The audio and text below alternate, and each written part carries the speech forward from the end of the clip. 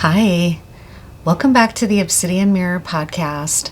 My name is CynthiaVogel, and I know it's been a while since I've done a scrying session, and I just wanted to take some time out to meditate, to connect with my mirror, and to figure out how I wanted to move forward with this, because I love doing it, but for some reason the 4 lunar phases method that I was doing before kind of just moved out of my energy. I'm not really sure how else to explain it. I kind of described it as the muse the other day, but that doesn't quite feel like it captures it.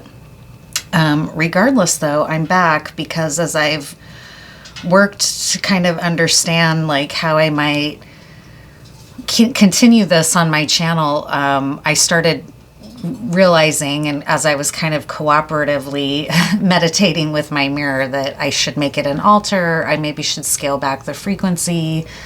And the request really from, I'm an animist, so if you don't think like this is just going to sound crazy, but I believe in collaboratively approaching my work with the mirror, that the mirror has its own consciousness and is here to kind of teach and heal in its own way.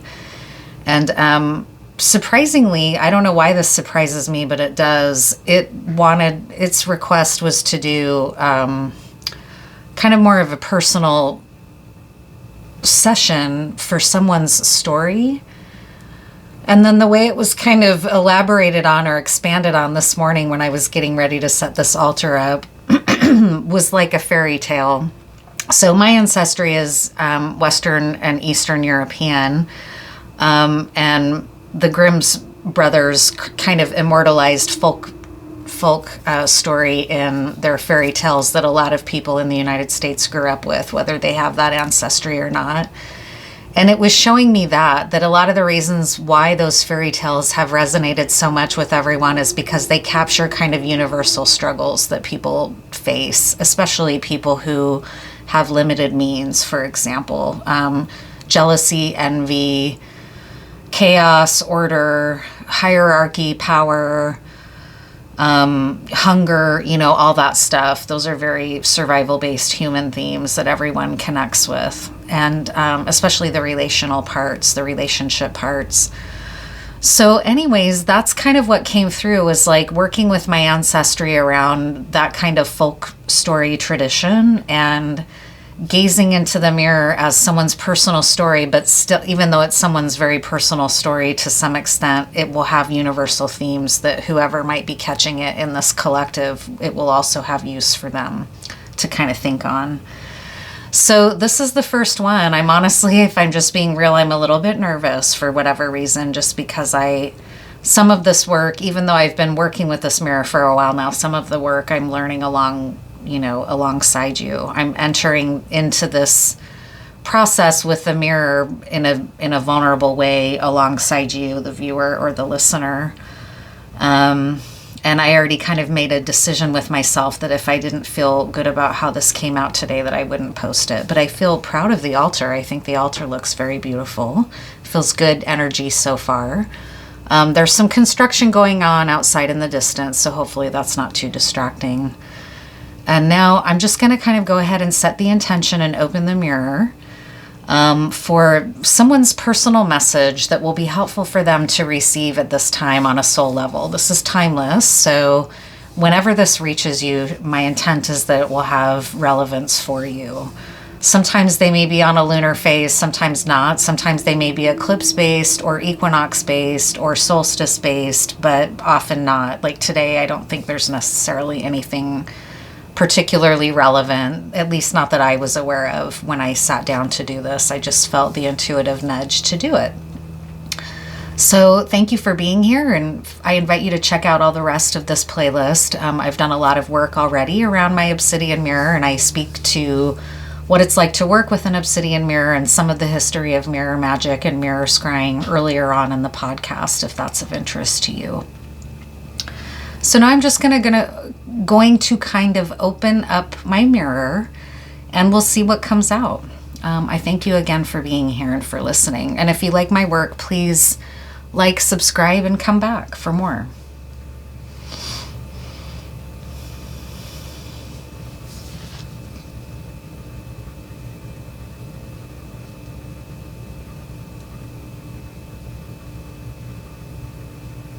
I'm seeing a dove.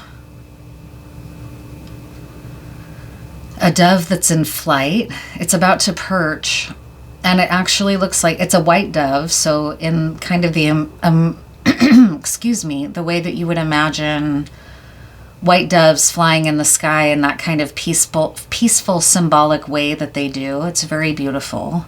I can even see the kind of shimmering of its wings as it's flapping and as it's coming into landing.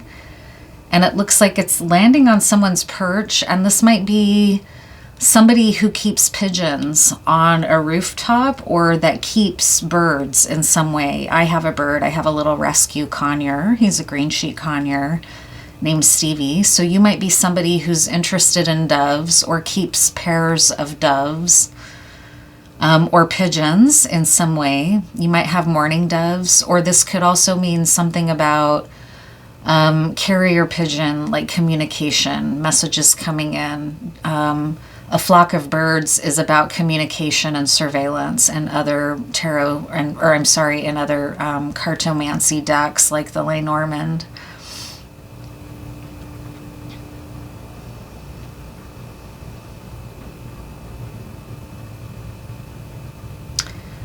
The dove is landing on a yew branch, so you may have some relationship to the yew tree. If not, there might be yew symbolism that's relevant to you. You might be going through the loss of a loved one or a family member. The yew is a funerary tree and plant. It's often planted in cemeteries to honor the dead and to honor their transition to the next life. It's considered kind of a portal tree. When you meditate with the yew tree, it's a portal, much like this obsidian mirror is a portal into gazing into an alternate plane, or a plane beneath us, cave plane, void plane to some extent. Not that there's not void above us as well, but dark matter almost. That might be a subject matter of interest to you, dark matter, matter in motion.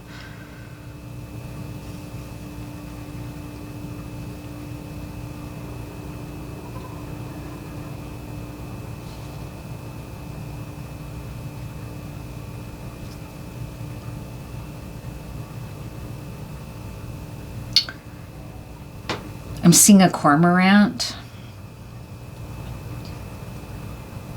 A cormorant is a coastal bird, a seabird, although it may also live near just freshwater rivers where there's fish. I'm not sure if they're exclusively coastal. They have an eye like a jewel. You might be having crystal vision.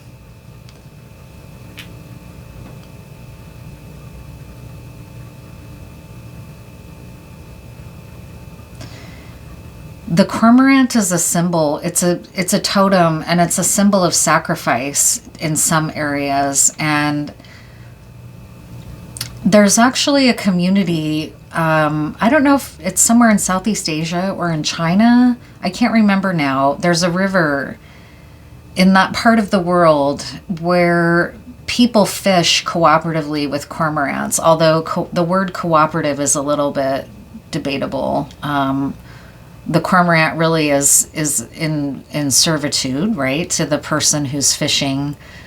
But I read once a while back that those particular birds that are in relationship with humans and fishing together, because a cormorant is a diving bird, it dives into the depths and it sacrifices its freedom in this case, in the case that I'm describing, in service to the person who kind of pulls its strings, as you would say. And so and part of the way that the cormorant is in relationship with its person is that it has a ring around its neck. So it's very much in servitude. It can't fish for itself. If it catches a fish, it can't swallow it. It has to bring it to the surface to the person. And then the person will decide when the cormorant gets to eat. But what the cormorant does is, if the cormorant, to try to balance the scales, is if the cormorant doesn't like or isn't treated well enough by the person, it will just stop. It just will stop. It will cease to work for the person. It will cease to fish. It will just become, I don't know if inert is the word, but just like mute, like void, like it will no longer make an effort either for its own survival or for the person's. It will no longer cooperate with the relationship. So there might have something to do with that for you. You're being asked to look at your cooperative nature and where you may be giving more in sacrifice. The cormorant might be here to help you learn how to make a sacrifice of self. You may be being asked to look at, are those around me sacrificing as much as I am, or do I need to go into stillness for a while so that others around me can live up to their end of the bargain? For example, that's coming through.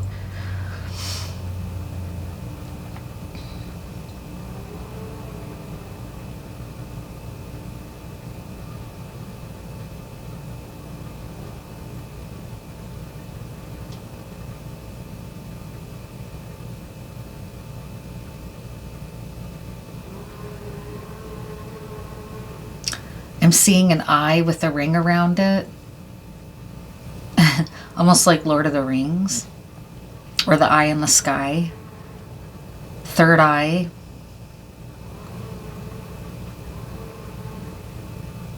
Yeah, the eye in the sky. That song is now, I'm hearing that. That might be me. Just kind of randomly loose associating that song. It's a song from the 70s. I think it's the Steve Miller Band, but maybe not. I don't remember who sings that. But on a more kind of mundane level, you might be feeling watched. Vision and eye. You may be meditating. You may be using your third eye a lot. You may be developing your third eye. Part of that third eye development might be that you are aware that there are people around you that you thought erroneously you could trust. I'm seeing that happening for someone, that you're starting to come into an awareness that some of the people around you are not working in your favor, and nothing has occurred other than you have expanded your consciousness into this sort of further depth of being able to not necessarily read minds, but just read their energy. This is new. I'm feeling that this has been really startling for you, and that you're not exactly sure what to do with this information. Right now, what I'm sensing is that what you're doing is keeping those people close and not letting them in on the fact yet that you're aware that they may be harboring some malice towards you or working against you in some covert way. I don't know in what context. It's not showing me whether it's socially or at work or in what way, but there's somebody, it's you have, by doing your own developmental growth and healing work, it's like your own vision or psychic abilities, that's that eye in the sky feeling. It's like all of a sudden you tapped into the fact that not only can you look out with your own eye and gaze onto those around you and kind of read their energy, but simultaneous to that discovery, you've become aware that there are people around you who are not watching out for you like you thought they would, like people that you trust, right? So I'm sorry, I don't mean to take that into a dark place, but that's part of living, is the dark side, right? The dark side of living.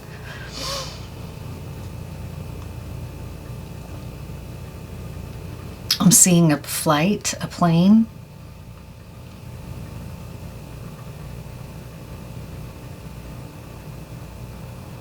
You're someone who's traveled a lot, all over. I see this plane circling the globe over and over and over again. You've traveled a lot, a lot, a lot, a lot.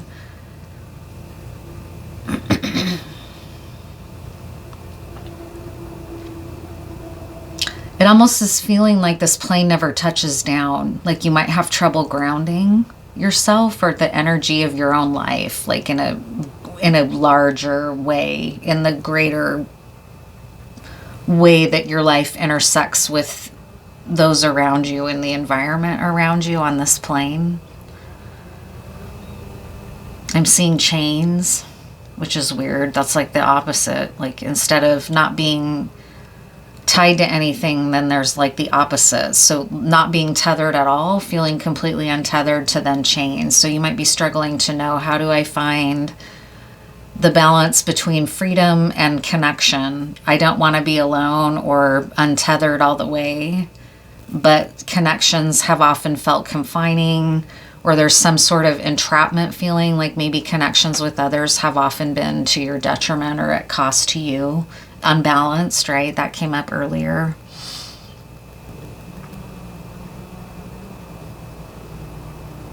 There's something about being really on the hair right now, like really on the fringe or really on the sliver, like the edge of the knife, the edge of the blade is coming through. Like you really feel on the razor's edge, walking the edge, the razor's edge. Like there's something about that. And then it kind of expands into like, I don't even know, I keep hearing Occam's razor all of a sudden, and I don't even know what that is. So hopefully that means something to you. I think it has something to do with space. Occam's razor, or some type of theory of existence. I don't know. I keep hearing it. Occam's razor. I don't know. Hopefully that means something to you. There's something about a zenith or a horizon. You might have interest in CERN, that atomic facility. CERN, CERN. Flight, I keep seeing flight. There was that plane again, only this time it was a wing.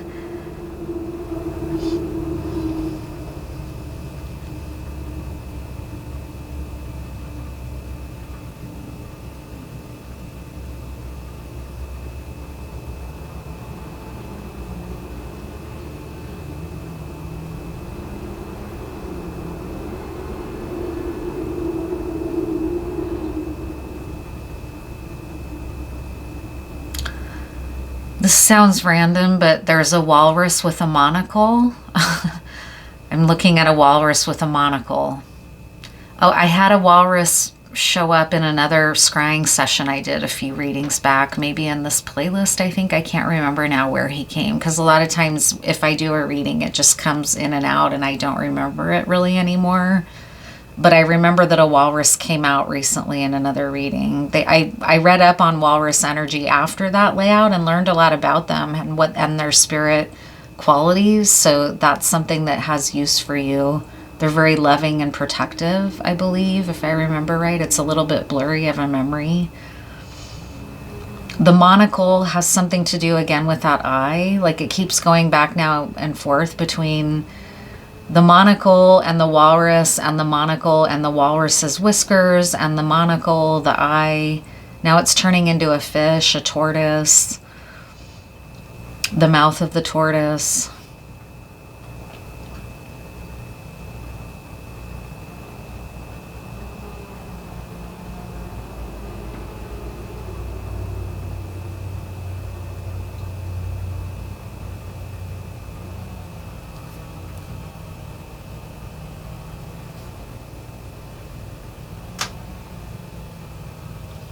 I'm seeing that you're really protected, just so you know. You might be worried or feeling alone right now.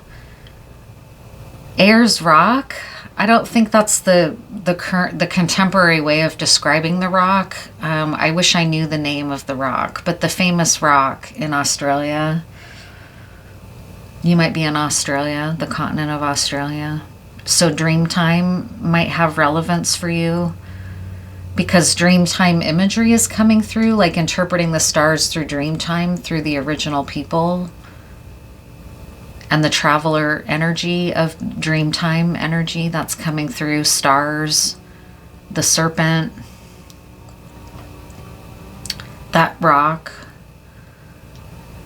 I think Ayers is a colonizing word. I'm sorry, I don't remember the name of like kind of the more contemporary. Like you call Denali now instead of Mount McKinley. That's what I would prefer. So some kind of you're having an experience where you may need to go into the wilderness, and I can't quite tell if that's something that's comfortable to you or not, but it's something that is coming through kind of strongly all of a sudden. You need to go into the wilderness. Now I'm seeing a slug. That's odd. I'm not knowing what to make of that. Entities like the yokai in Japan are coming through, like nature spirits like you might see in Shinto. So there's an outdoor work for you that you need to do, being outside. Like Mount Kurama is now showing up instead of that famous stone rock Mecca site in Australia. Now all of a sudden it's showing me Mount Kurama, which is also a site of meditation, a spiritual Mecca site in a sense. And now I'm seeing all kinds of eruptions, like Vesuvius, like Fuji, like I know there's a lot of volcanic activity going on around the world right now that I can't remember the names of the volcanoes currently erupting. I just know that there's a lot.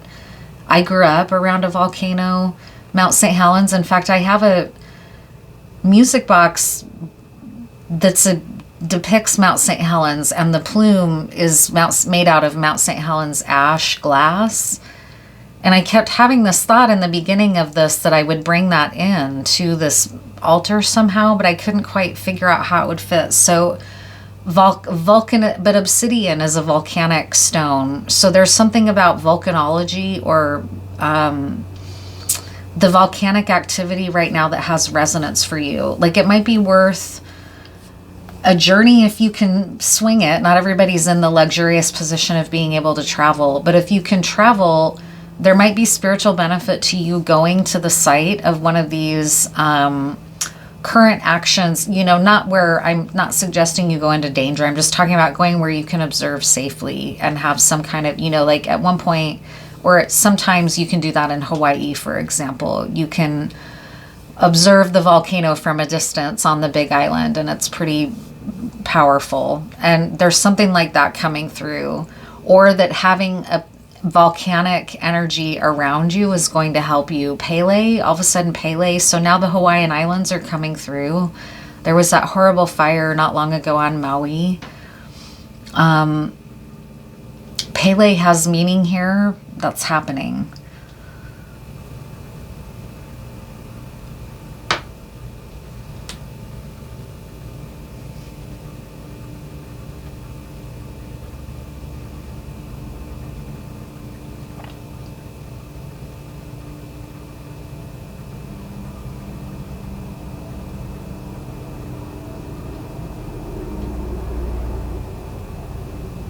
I'm seeing a bear.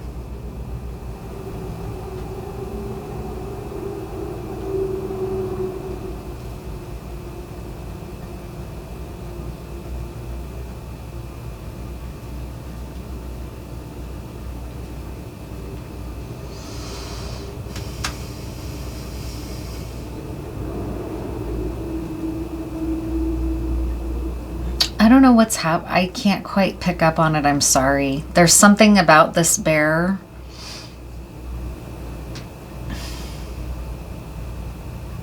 And having to do with your heart.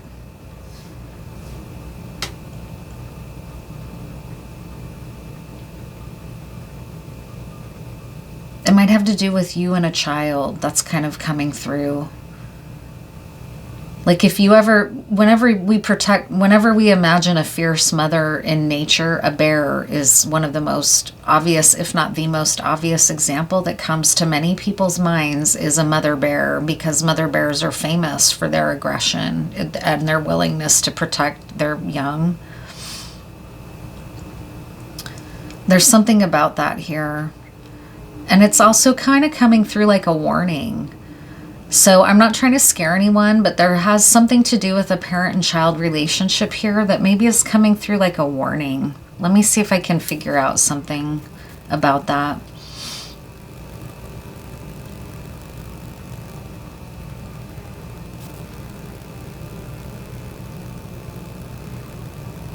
A roadrunner, so it might be a parent and child relationship where you both reside in the desert somewhere.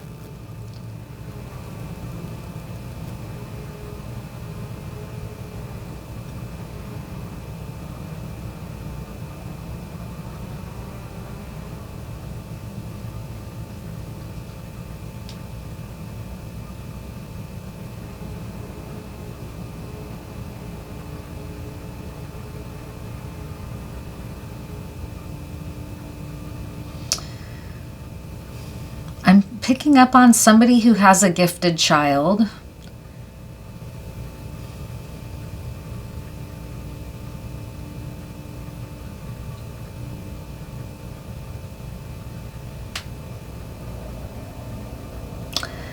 A It's like it's saying that someone has a gifted child here, and it's saying that this child is really gifted to the point that you're going to have to be careful in how you help them protect themselves as they grow up, because they're so gifted. Because it's almost like what it's saying here. I really hope this reaches who it's meant for.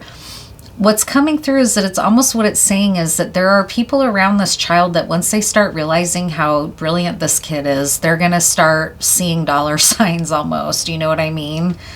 So there's a potential for like an exploited child kind of scenario to come through, but I'm not talking about like famous kids. Like that's the most obvious example that most of us know about, or like child actors. That's not what I'm talking about, but I'm just talking about almost like power that goes beyond that. Like that's the entertainment world, and not that the entertainment industry doesn't have a ton of power in the current social makeup, but it's almost like this is in a different way.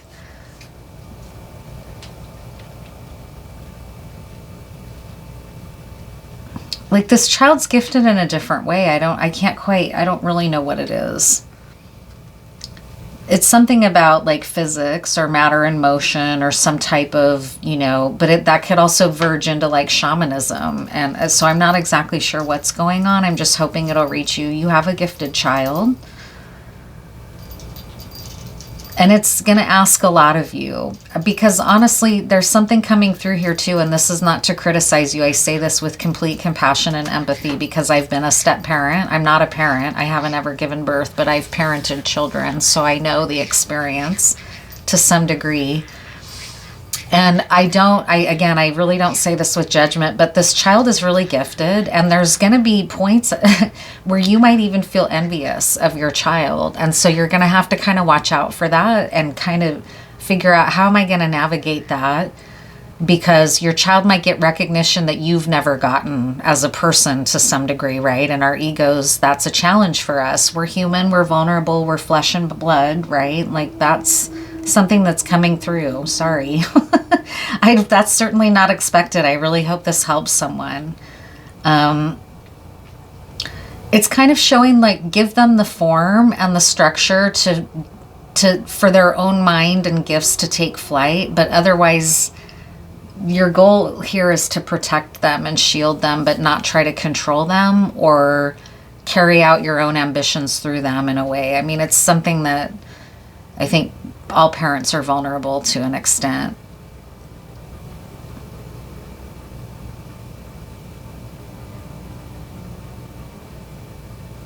I'm seeing a diver, like diving into knowledge, which is sort of corny, but that's like, let me look more into this diver.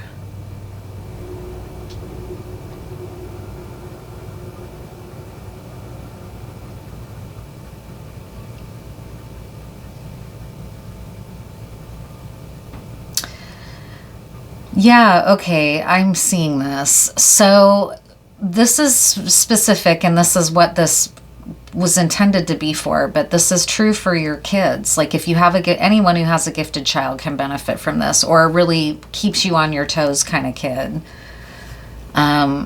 Which is many children who behaviorally are kind of wild cards are gifted, and they need healthy guidance, right? And really disciplined guidance. And what it's saying is that your child, like it's showing me the ocean-going vessel that collapsed, the inverted collapsed in on itself recently, those billionaires, and how much like human folly that is to just think you're above nature or think you're above the power of the planet. And it's almost like that guy didn't necessarily claim to think he was above it. He just was very prideful himself, right? Stockton something. He was brilliant, right? He was very intelligent and innovative, but then he got caught up in his own hype, kind of. And this is kind of the same vein that it's showing me to some extent, is like not only protecting your child from people that want to take advantage of your child's gifts, but also helping your child keep their feet on the ground, that they're going to recognize fairly quickly that they outsmart a lot of adult decision makers and authorities around them, which is a really confusing position to be in for them. And maybe that's something similar happened to that Stockton guy, is that he didn't know how to navigate the world of having this kind of intense level of intelligence for one form of intelligence, though, right? Like that type of intelligence is only one version of many intelligences. I think the latest kind of way of thinking about it is that there, for humans anyways, there's like 9 forms of intelligences, and he was one, brilliant in 1 or 2 or 3 or whatever. But he became super, super reckless, like almost like he thought he couldn't be harmed, or was a god or a superhero in a way. Like he became really egoic about it. And you're being kind of cautioned around something like that here.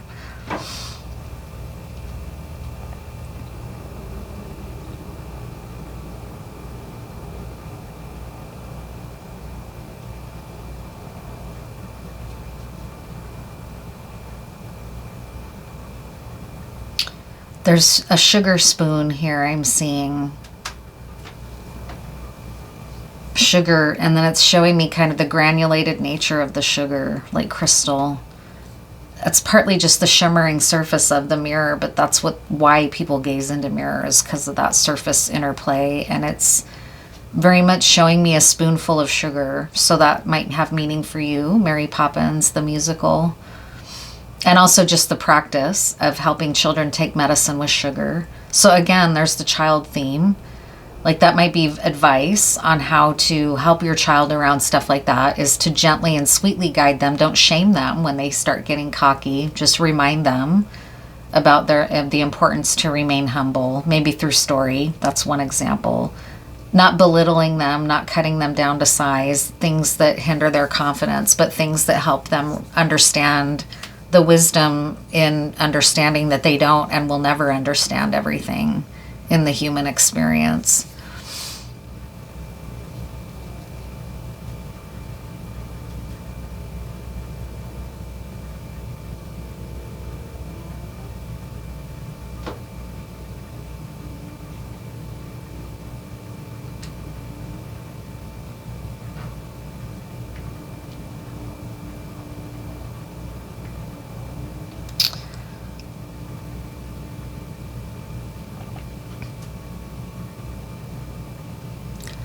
There's also some kind of passionate scene here, like a Kama Sutra scene of 2 people. I mean, I don't know, fill in your favorite word there. I don't want to make a judgment on what kind of coming together of people it is, whether it's purely physical or whether it's in love. I don't know if it's Tantra. But it's like Kama Sutra. It's an image of a couple making love here. It's really beautiful. Like, I appreciate it. But, you know, people assign different meaning to that, so I'll leave it at that. But it's beautiful. And it's historic. It's showing me that whole historic reference of historic images of showing people making love or merging in that way. It's showing me that on an interstellar way. Like, it's showing me kind of like a cosmic coming together, like the rings of Saturn is coming through all of a sudden, but they're sort of encompassing or circling that couple, which is very beautiful. Yeah, it's very erotic here. This is super beautiful. It's like very, I guess Tantra. I don't know. It doesn't feel like Tantra really captures it. Not that I'm a tantric expert at all. It just feels beyond. It's really, really cosmic.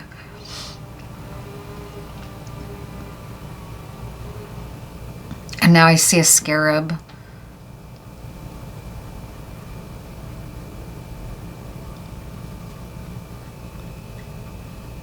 Anything else? I feel like this is starting to go on kind of a long time. Lots of loose symbolism. It's hard to imagine it all having relevance for one person.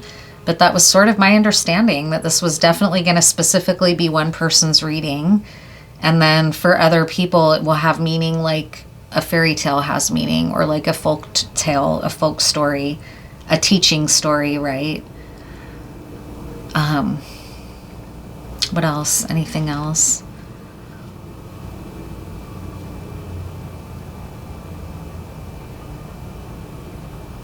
Yeah, oh my gosh, almost like on clockwork. There's a fairy tale that is about a husband and a wife where a fish, I think it's a trout.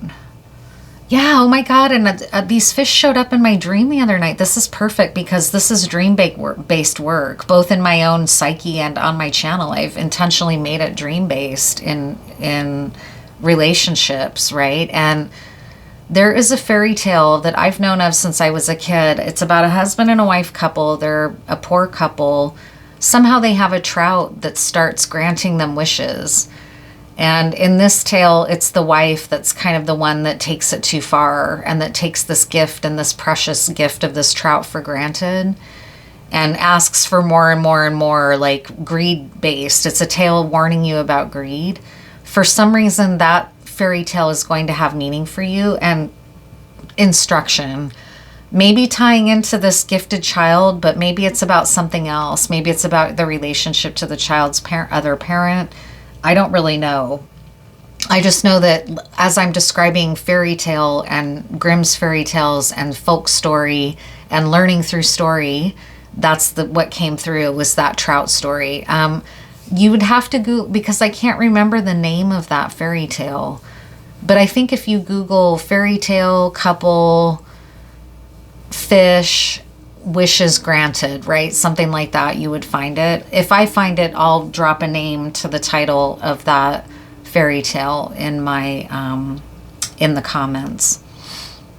Okay, anything else here before I go ahead and maybe wrap this reading up? I feel like I could just go on and on and on and on. I don't know how long this should be. I just saw an eagle about to take something out of the river, right? A fish.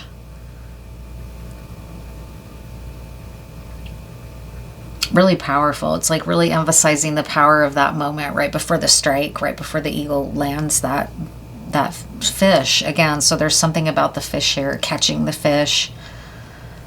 Wealth, meaning possibly the fish. Prowess, power.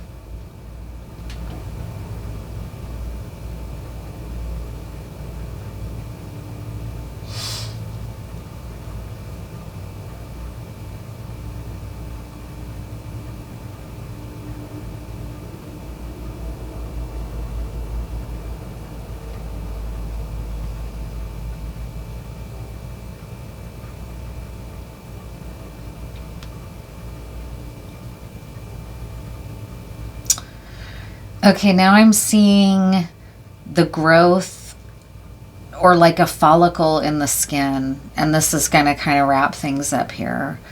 So I'm seeing it like an artist rendering, like, you know how in an anatomy book, a lot of the images of the human body are drawings of somebody who's anatomy artist, an anatomist.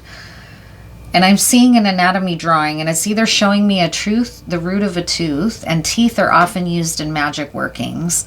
So that will have meaning for you, possibly, that you're using a tooth or that you have a tooth that you work with that's a powerful tooth. It could also mean your own teeth, that you have something going on in the root of your tooth. And it also, the original image before it became the root of teeth, it was showing me in the skin when there's like something growing under the skin, or like the place where the follicle of a hair lives under the skin, like the layers of skin. I think that's what it is. I think it's the layers of skin. And some things coexist in the layer of skin and live in the layer of skin, like a hair. There's some kind of meaning for that. Like, I don't know if you're a dermatologist or what, you know what I mean? Like, there's something that's going to have relevance to you. Something about the skin and the way that, like, either a blemish or a hair follicle or a boil or a wart or something can grow and live within the layers of the skin. That has meaning here to someone. And it's very specifically either animal or human. It's not showing me plant skin or other concepts of skin. It's very specifically showing me something physical. It could be like a birthmark. That's interesting. That just came through. This might help you just to know that this is for you, like a really unique birthmark.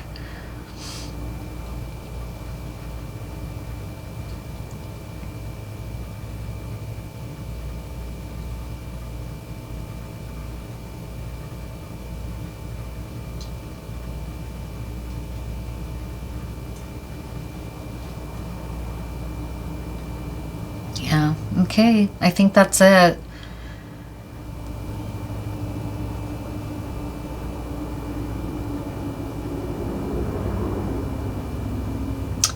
It's horseshoes. There's some horseshoes there at the end. And a manatee. Kind of southern hemisphere stuff to some extent. All right, great. I think that's going to be it for this first layout. I hope this finds you. I hope it's helpful in some way.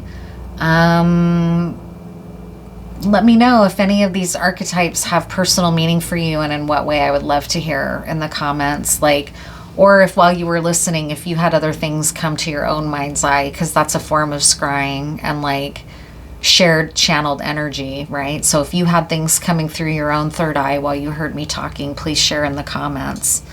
I very much appreciate you being here, and I'll see you next time.